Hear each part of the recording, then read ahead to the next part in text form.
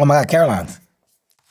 Caroline's, this right here, my best set in the beginning of my career. Everything I said for you tonight is a joke, okay? It is nothing else. I don't want nobody taking none of this stuff too serious. I don't want nobody coming up to me after the show saying this. I promise you, I will figure it out. Can you draw me a picture? If your career was a graph, okay, so I'm gonna say here is 18 years old and you're 46 now. So you're 46 now. This is the axis of this graph. And on this axis, we have, let's say, success. And on this axis, we have age. Can you draw me a line that shows how success and age. Okay, so success for me, knowing what I want to do in life comes here. Yeah. All right. Now figuring out how to get to like money, revenue, just supporting yourself through telling a joke. Man, let's go here for a second. We flatlining, okay? Like I'm making people laugh. I'm getting in some comedy clubs, but you only get paid with food. But then something weird happens where you start figuring out, oh wait, here's kind of where the spots come in. I can make money on the weekends and I can get $20 to $25 a spot. So rather than doing one spot, I would do, let's just say in a weekend, I got to the point where I was doing 25 to 28 sets a weekend. Wow. Well, I started making $500 a week, $400 a week. How many years in is this that you started making 500? 18, let's say 22. Yeah. So I was driving from Philadelphia to New York every day. But because of that, now you got to get into a comedy festival. All right, so now let's start to go here because we did these spots for a while. But then I got on a comedy festival. Oh shit. I got on a comedy festival. That's when the industry saw me. Who's this new guy? Who's this guy with all this energy? Who's this fucking guy? This guy here, he's got something. All right, so I started meetings, general meetings, and now I get a holding deal. So let's go up a little bit. I think it was ABC. They gave me like 250 grand. So they're holding you in hopes they get something. Nothing happened. So we're flatlining here. Now I'm just waiting for the phone to ring. That's how this works. What if I want to create my own thing? Create a show. Oh my God. Show gets picked up. I create something else. They decide to do it. Oh shit, there's a pattern. I can do that as much as I want. I can treat that just how I was treating the spots and stuff in New York. I'm out. I'm moving to LA. No plan, no nothing. Flatline. I'm here. I just did it. I just came and moved out. Fuck, man, this is weird. I don't like this. Work. I'm not getting no work, man. This shit is real stagnant. I'm going on the road. I want to work the road. I'm going to be a headliner. I'm going to do colleges. So I'm going to get college money and comedy club money, and I'm going to do it. I worked that for a very long time, right? Very, very long time, to the point where now I'm selling out comedy clubs. After I started selling out comedy clubs, my person at the time was like, yo, we can probably do theaters. You're adding a lot of shows. Are you a millionaire at this point? No. I'm just an active comic. The next stage of success, right, was let's go from comedy clubs to theaters. All right? Boom. Let's go here, then let's go up again. Theaters start selling out real quick. Oh, fuck. Let's go from theaters, right, to like arenas. Oh, shit. Will Packer, he was like, I got this book that I want to make a movie. It's called Think Like a Man. Steve Harvey wrote it. I think you're funny as hell. I've been tracking you on tour. I want you to be the star. We film it. Think Like a Man comes out. Think Like a Man did 90-something million in the box office. And Will says, hey man, working with you is great. Let's do something else. I got this movie called Ride Along. You and Ice Cube would be great. Boom. Ride Along does 140. Like the movies just started to pow, pow, pow, pow, pow, pow, pow. Get Hard, Central Intelligence, Me and the Rock. I mean, it just happened so fast. So now, because the movies are working, I'm like, this is so cool. But while this is happening, I should figure out like how to kind of create my own source of like opportunity. Like people keep bringing opportunities to me. How do I create my own source of opportunity? I'm going to start a production company. I need to start developing. But now I'm like, I created that. Let's create something else. So then I say, let's go like Heartbeat Ventures and let's do a VC. Oh man, I'm creating a bunch of stuff. Hey, these entities around me, it's all happening because my likeness allows me to get in these rooms and start relationships and put myself in a position to make deals and create long-term revenue. How do I get more of that? Wow. Like NASCAR, people attach themselves to the car that they think is doing the best. I'm a car. I should have brand partnerships. Chase, DraftKings, Fabletics. I should have my own brands and businesses that I'm building where more opportunity for long-term revenue can present itself. Gran Cormino, wine, spirits. Now, oh wow, I've grabbed this concept of business control ownership and mirrored it with Kevin's drive and entertainment and visibility, leverage that to get me into the rooms where I may not be as visible or as strong, but once I'm embedded into these environments, I can bring them value. I can help amplify or uplift their brands, their products.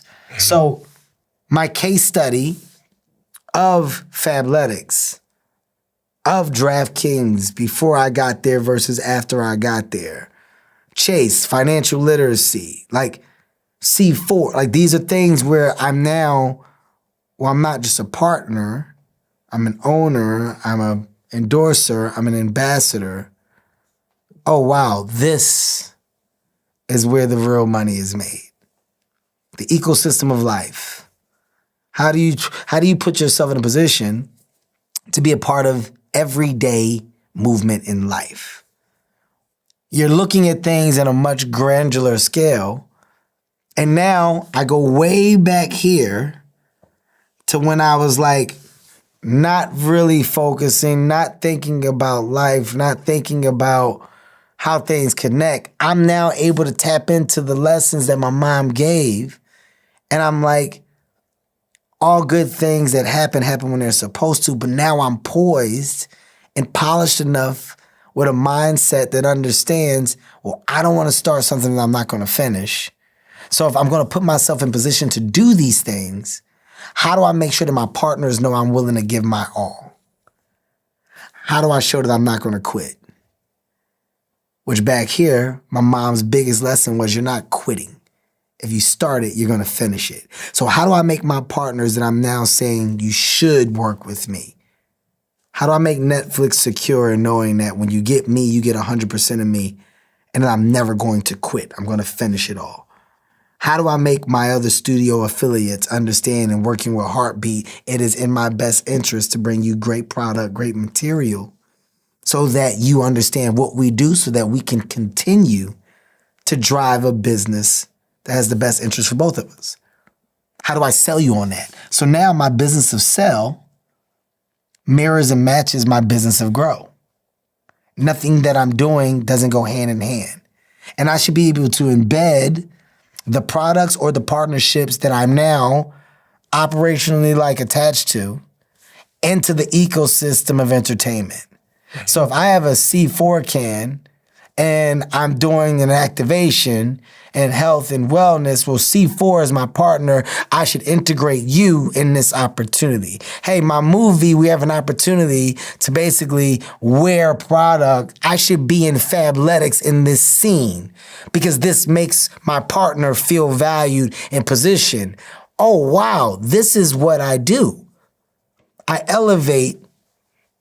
I basically navigate my space of ownership in a way like only I can to elevate my partners so that my partners go and say, you're different, this is different, and this is what we need more of. That's my graph. I've got some questions about the graph. So Somebody believed that I was funny when I said I was going to be a comedian. Like, they were like, you funny, but not comedian funny. Like my friends were, Yeah, but what do you mean you're gonna get on stage? What do you mean I'm gonna get on stage? I'm gonna be a comedian. Yeah, but like how? Like Eddie Murphy. Like I'm gonna be a comedian. Yeah, but you're never gonna be Eddie Murphy. Yeah, I know, but I'm saying like I'm gonna do it. Like I'm gonna be a star. No. I don't know, man. I don't know about the whole star thing. I think you're tripping. I don't think that's it. Nobody has the confidence in the decisions that you're making for yourself like you do. So if you're waiting for that to connect in the beginning stages, it may or may not. If it doesn't, it shouldn't prevent you from like following through on whatever the line of like go is for you. The money is never coming fast. We're in a time today where this generation has found ways to make money in an entrepreneurial manner that we've never seen before. Like the social media machine and how this generation navigates that machine to find revenue and to own is unbelievable. That didn't exist. We didn't have that. Like in my time, we didn't have that. We just had the struggle. And the struggle left you with days of like literally sitting in the living room going, what the fuck, man? So why didn't you quit? Because no money, everyone's doubting it. What were you believing in? I was believing in the idea that I finally found the thing that I want to do. So it was passion that was really you were anchored to. I found the thing that I want to do. And I'm not going to quit it because I love it this much. And I strongly believe that the sun is at the end of this dark tunnel. But I got to be willing to get there. And I just don't know how to get there yet. But I'm going to figure it out. That's why I'm going to LA. I was in New York, but after New York, they say go to LA. I'm gone. What you going to do when you get there? I'll figure it out. I can always get on the plane and fly where I got to go for stand-up if that's the case. I can always go and make money doing stand-up if I have to, but I'm not going to get to the star by just doing that. I gotta go there. I gotta get close to it.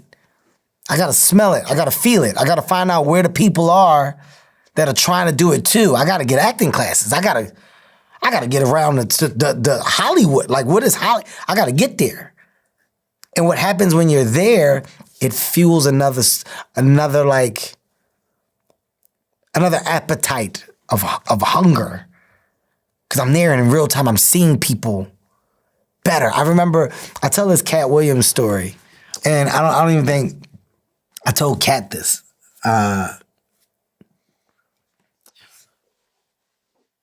was a moment where I was opening for Cat Williams, and I remember being at the BET Comedy Awards, and I'm in attendance, and this is like, you know, I'd had a couple of shots at some things, but they just, you know, the things weren't sticking. Like the pilots that I thought were going to hit weren't going to hit.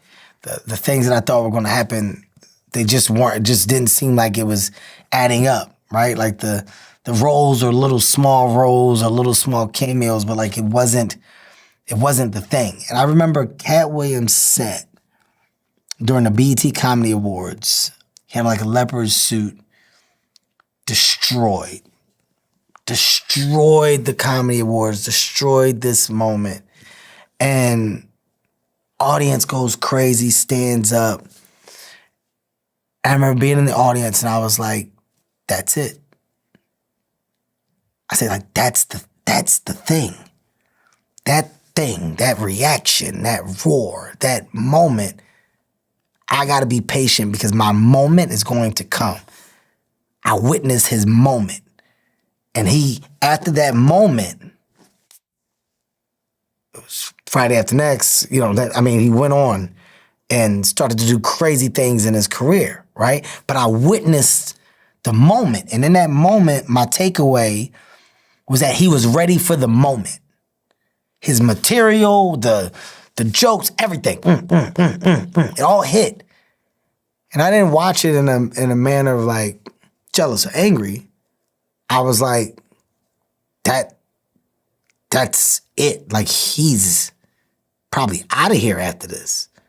I mean, it's the BET Comedy Awards at the time. I'm like, this is the biggest thing ever, right? This is the Comedy Awards. By the way, they never did the Comedy Awards again. I think this was like the last one that they did. But that moment, if the ball is dropped in that moment, then the moment goes. You don't know when the moment is presenting itself. But I'm staying with the thing because I know that the moment is going to come. And when I'm in the moment, if I knock that fucking moment out the park, all things will change.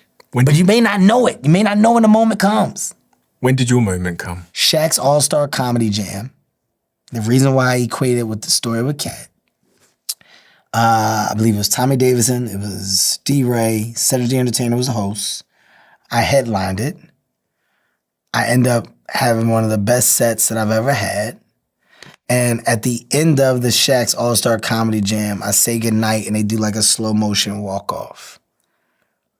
It's a slow motion thing, and it's like I'm walking, the crowd stands up, and they're going crazy. By the way, I don't know the slow motion walk-off is gonna happen in the edit of the special, but I remember in real time, crowds standing up, stars were there. Everybody was there, right? And in that moment, show you how fucking crazy the world is. This is why I hate that, like, me and Kat went through our stuff and we're much better now. I'm gonna show you how the world aligns. Kat was in the audience, the Shaq's All-Star Comedy Jam, and Kat was watching the show. He was just there as a fan, but at this time, everything big is happening, and I had a moment. And that was the moment that then took me and shot me out the cannon. And if I wasn't prepared for the moment, and I wouldn't have known all the things to come. Okay, but that then set up, I was releasing my special Seriously Funny, I was taping in 2 weeks. So Shaq's All-Star Comedy Jam goes, they rush to put it out, it crushes. I then tape my comedy special.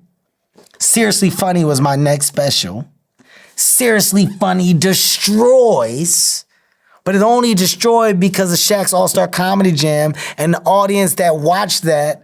And I was like, oh my God, this guy showed up in droves for Seriously Funny. And then Seriously Funny was like, oh shit, this big ass special.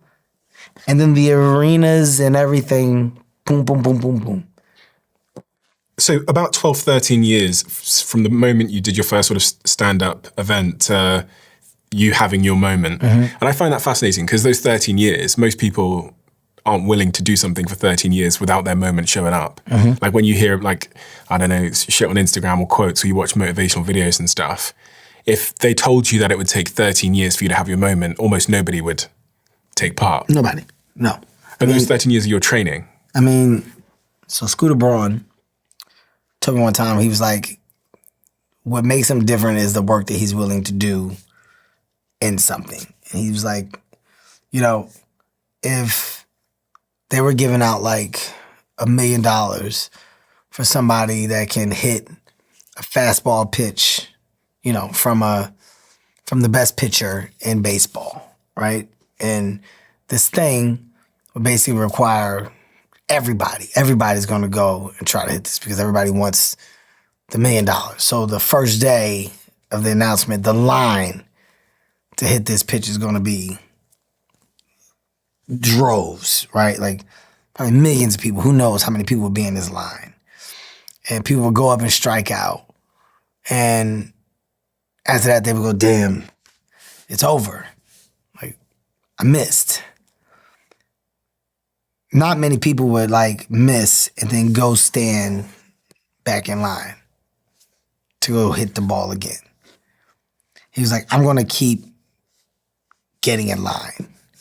What you'll find is that the line will get smaller and smaller because of how many people are dropping out and optioning not to wait and do the hard thing again. That comparison and that world of understanding is like something that equates to life very well, right? Not many people are going to wait through the 13 years of like bullshit, hardship. Most people opt out at year 2, maybe 3. No money, whatever. I need to figure something else out. Year 6, fuck this, man. Stupid. What am I doing? Why am I doing it, right? I'm going to go find the quick avenue or the quick return. Because money is that's what it boils down to for most people. Where's the money? Where am I making the money? When the money comes, it comes.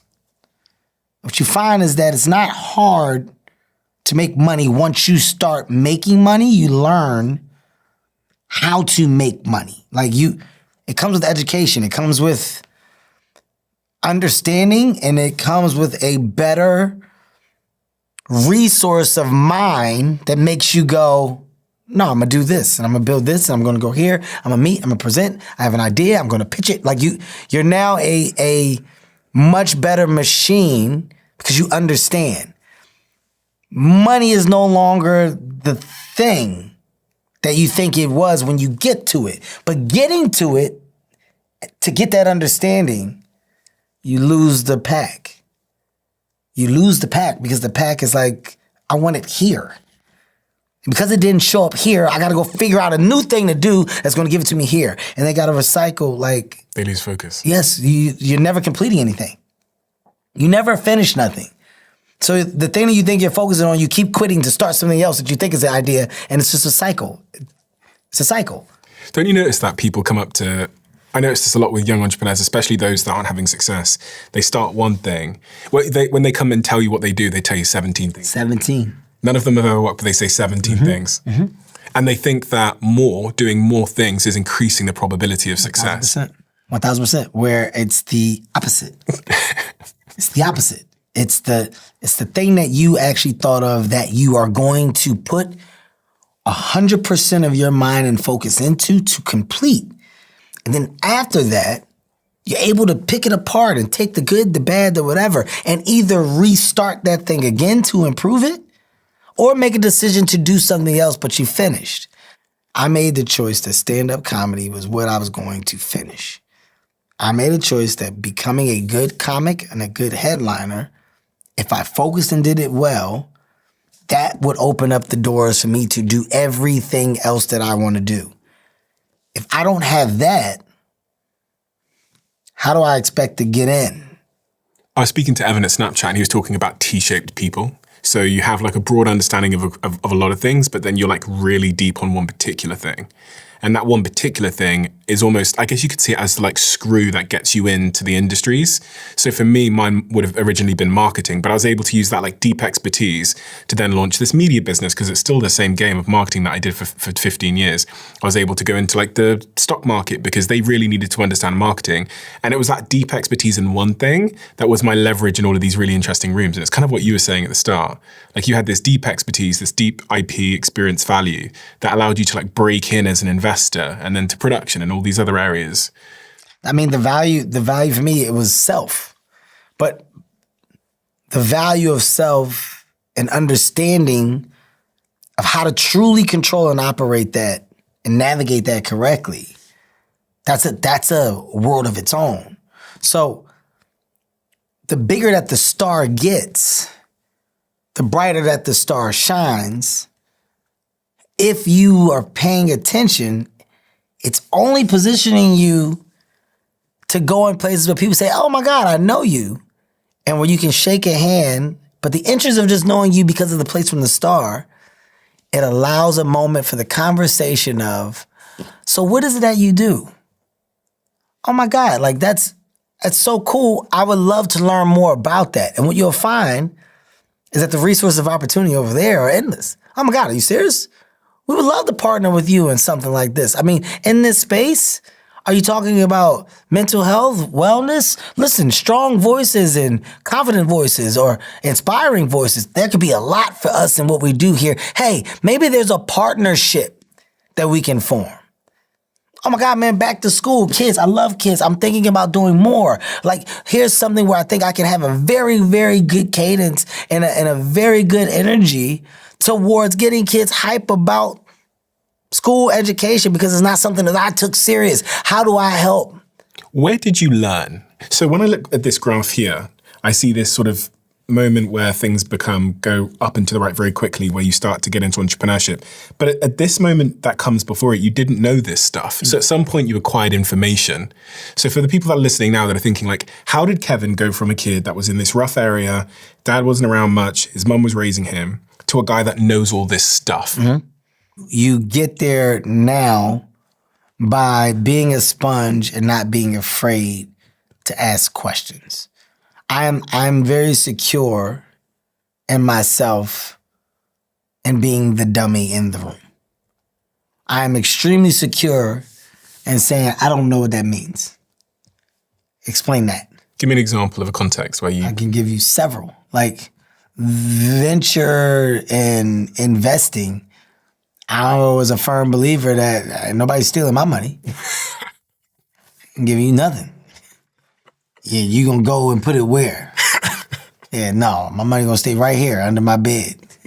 I'm not doing that. So you want me to give you money, and you telling me you gonna take that money, and then that money is gonna turn into what? Yeah. Okay, go find you another idiot, cause it ain't happening over here, buddy. Get your scamming ass up out of here. Okay, I come from the world of everything is a scam. Okay? It's a fucking scam. I know a scam when I see one, all right? But when you go and you say, well, how does the stock market really work? Or how does investing really work? Or what you mean you making money while you sleeping? What does that mean?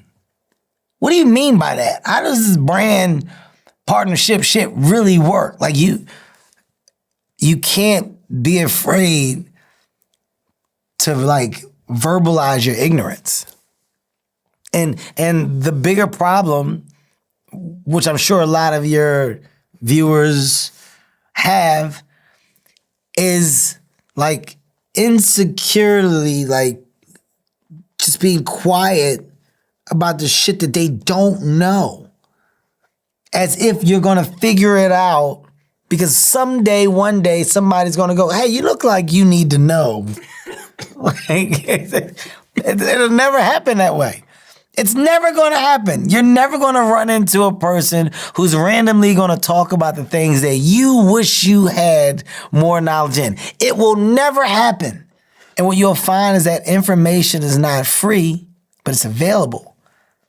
It's not actually hard to obtain. It's only hard to people that are very insecure about just verbalizing, I don't know where to get it. Look at how many how-tos, help-tos, all of these things today, the success that we're seeing in entrepreneur and influencer, streamer, and all of this stuff in entertainment is the same success that you're seeing in, we can call them motivational speakers, how-to experts, step 1 through 5 and what to do. The idea of I'm here to service you and give you the information and you don't know it's available. So let me tell you how to get it. Here's what I'm going to help you. 3 easy steps to making sure that you can. And I don't care if you want to go to the world of athletics, or you want to go to corporate, or you want to go to entertainment. Like, you can break it down. Golf, do you know how much money is being made in a game of golf? Because you got millions of people that are trying to give people information on how to better improve your golf swing. Because I don't want to say out loud that my swing ain't shit, but I don't know, man. I keep coming down on top of the ball. Why the fuck am I coming down on top of the ball? I don't know what's happening. And some people would rather go out in their backyard every day, hit the same ball, than just ask somebody, hey man, any way that you can tell me how to come? Like what? How you get that bitch in the air? So now people online go, well, we're just going to put it out here. And that person that's struggling quietly, well, they're going to discover me, and in silence, they'll watch and they'll look to improve because nobody knows, and they still get to be quiet. That's the problem.